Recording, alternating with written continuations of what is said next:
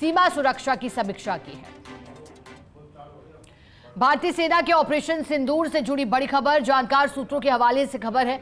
भारत ने आतंकी शिविरों पर स्ट्राइक के बाद पाक को जानकारी दी थी। हमले के बाद भारत ने पाकिस्तान को जानकारी दी थी।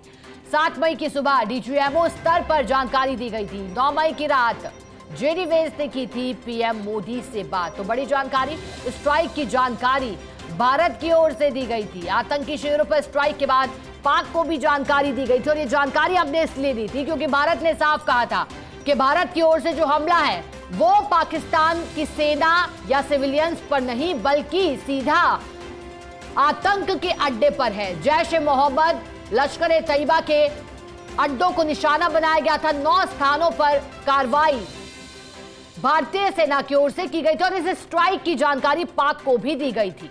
हमले के बाद भारत ने पाकिस्तान को जानकारी दी थी, लेकिन पाकिस्तान जानकारी देने के बावजूद बिलबिला उठा और इसके बाद लगातार एक के बाद एक मिसाइल और ड्रोन हमलों की कोशिश की गई। हालांकि हमने सभी हमलों को बेअसर कर दिया।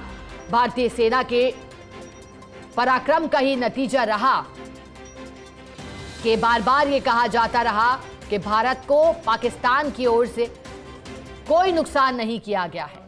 आगे बढ़ते हैं। भारत पाक तनाव पर विदेश मंत्रालय ने साझा की जानकारी।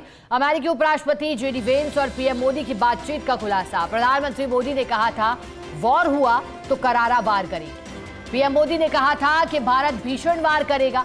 भारत के एक्शन से पाकिस्तान का हाल बुरा होगा। तो प्रधानमंत्री नरेंद्र मोदी की भारत पाक तनाव पर अमेरिकी उपराष्ट्रपति से बात हुई थी और बात क्या हुई थी वो खुलासा कर दिया गया है और कह दिया गया है कि भारत आखिर युद्ध का समर्थक तो नहीं रहा है, लेकिन अगर वार हुआ तो करारा वार जरूर किया जाएगा। चूंकि पाकिस्तान की जो हरकत पीठ में छुरा घोंपने की रही है, पीठ पर वार करने की रही है, सामने से लड़ने को ये देश तैयार नहीं रहता है और धोखेबाजी की हरकतें लगातार इस देश की ओर से की जाती रही है। तो प्रधानमंत्री मोदी ने भी कहा था, उपराष्ट्रपति जेडी वेंस से जब बातचीत हुई थी तो प्रधानमंत्री ने कहा था कि भारत भीषण वार करेगा। ये नया भारत है, चुप नहीं बैठेगा। युद्ध के रास्ते पर नहीं, बुद्ध के रास्ते पर चलते हैं, लेकिन अगर कोई छेड़ेगा तो फिर छोड़ेंगे नहीं, ये कहा गया था।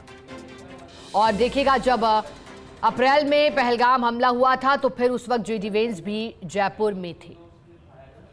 आगे बढ़ते हैं, बड़ी खबर का रुख करते हैं।